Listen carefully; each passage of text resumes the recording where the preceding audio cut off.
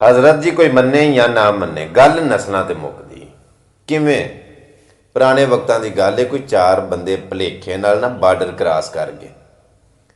ਜਿਹੜੇ ਵੇਲੇ line of control cross ਕਰ ਗਏ ਨਾ ਤੇ ਅਗਲੇ ਪਾਸੇ ਵਾਲਿਆਂ ਨੇ ਦੂਜੇ ਮੁਲਕ ਵਾਲਿਆਂ ਨੇ ਫੜ ਕੇ ਨਾ ਤੇ ਉਹਨਾਂ ਨੂੰ ਜੇਲੇ ਦੇ ਛੜਿਆ। ਛਾਣਬੀਣ ਕੀਤੀ, ਪੁੱਛਤਾਛ ਕੀਤੀ ਤੇ ਉਹਨਾਂ ਨੂੰ ਨਾ ਕੈਦ ਦੀ ਸਜ਼ਾ ਦੇ ਛੜੀ ਵੀ ਇੰਨੀ ਇੰਨੀ ਦੇਰ ਤੁਸੀਂ ਹੁਣ ਜੇਲੇ ਰਹਿਣਾ। ਹੁਣ ਉਹ ਜਿਹੜੇ ਜੇਲਰ ਸਨ ਨਾ ਉਹ ਹਰਕਤਾਂ ਨੋਟ ਕਰਨ ਤੇ ਵੇਖਣ ਵੀ ਇਹ ਬੰਦਾ ਕੀ ਕਰਦਾ, ਆਹ ਬੰਦਾ ਕੀ ਕਰਦਾ, ਉਹ ਬੰਦਾ ਕੀ ਕਰਦਾ। उन्होंने उदा वक्त के बादशाह नूं रिपोर्ट दी इस चीज़ की कि जेडे वो चार बंदे ने ना वो चारे ही बड़े दना ने, चोखे सियाने ने। उन्हें आख्या चोखे सियाने, उन्हें आख्या बड़े बड़े सियाने ने। उन्हें आख्या उन्होंने कढ़ के लियाओ हम बाहर। चलो जो उन्हें कढ़ के लिया ना बाहर, उन्होंने बादशाह के सामने अज पेश किया गया भी ये बड़े दना जहीन ते सियाने बंदे ने। तो बादशाह सलामत ने ना एक लप कणक दी उन्होंने दी ते आख्या भी यह कणक वेखो हाँ केड़ी जिनस दी है, की शैब है, किहो जिहा बी है। वो बादशाह नूं कणक जिहड़ी है ना कितों गिफ्ट मिलिया सी, तोहफा मिलिया सी किसी मुल्क वल्लों। पता जे लैन देन तोहफियां दा उधर उधर ही हुंदा।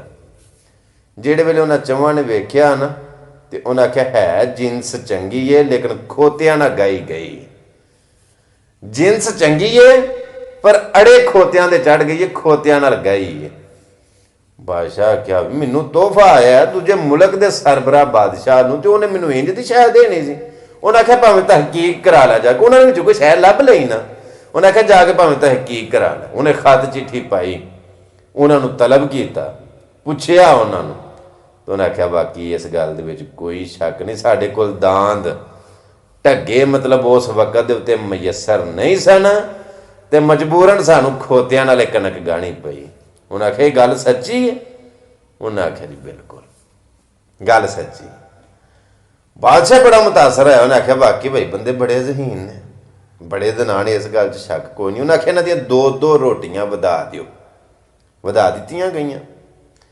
कोई देर लंघी तो बादशाह ने एक होर गल पुछी तो उहदे विच भी सच्चे निकले। बादशाह क्या इन्हां दियां दो दो होर रोटियां वधा दे। कुछ वक्त गुजरिया, फिर बादशाह ने उन्होंने कोलों कोई गल पुछी तो वह फिर सच्चे निकले। बादशाह खुशी नाल आखे इन्हां दियां दो दो रोटियां होर वधा दिओ।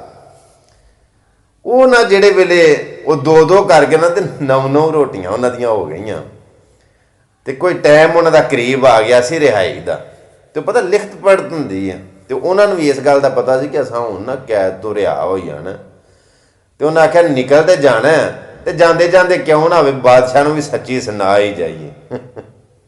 उन्हें आख्या बादशाह सलामत असीं कोई गल तुहाडे नाल भी करना चाहते हैं। उन्हें आख्या करो। उन्हें आख्या गल ये वे भावें अपनी भी छाणबीन तुसीं करा लिओ, गल थोड़ी जी कौड़ी है तो उन्हें जे असीं जान की अमान पाईए, जे सानू आखो कुछ ना तो गल तां करिए। बादशाह आख्या करो गल, मैं तुहानू कुछ नहीं आता। उन्हें आख्या सच्ची करनी है तो पंजाबी की मिसाल है सच आखां ते भजन खाखां, मैं डरदी सच ना आखां। उन्हें आख्या जे तू आखे कोई ना तो असीं लगे हो सच्ची करन। बादशाह आख्या करो गल जिहड़ी है। उन्हें आख्या तू ही ना आ किसी बादशाह का पुत्र नहीं, तू कोई शाहजादा नहीं, तू भी ना किसी तंदूर वाले का मुंडा है। आ जाके भावें अपनी भी छाणबीन करा ला। बादशाह नूं वट ते बड़ा लगा लेकिन गल कर बैठा सी भी मैं तुहानूं कुछ भी नहीं आखना। मां को टुर गया तलवार कट के आखन लगा मां सच्ची सच्ची गल दस छड़, आ तलवार वेहनी है पई ते अखां च खून उतरे आ, दस मैं बादशाह का पुत्र हाँ कि जां तंदूर वाले का। इंज मैनूं उन्हां बंदियां गल आखी, बंदे गल कच्ची नहीं करते। मां आखन लगी पुत्रा हुण भावें छड्ड ते भावें मार, उंज भी मैं मरन वाली होई हुण होई आ, इस उमर चप्पड़ गई आ। उंज सच्ची गल ये वे कि मैं ना तेरे प्यो मतलब कि बादशाह दे नाल बाबा उमर गुजारी, औलाद कोई भी नहीं सी ते एक बारी मतलब माछी नाल वो रोटियां लाने वाले तंदूर के नाल इंज मेल होया। अगली गल तुसीं समझ गए, चलो बहुता वह खुलासा की खोलना आ, चलो जी भी सुनते ना घर च बह के। उन्हें आख्या इस गल दे विच कोई शक नहीं, वो जिहड़े बंदियां ने तेनों गल आखी वो सच्चे। तलवार उस वेले छड्ड के ना ते टुर गया। आखन लगे बाबा तुसीं सच्चे।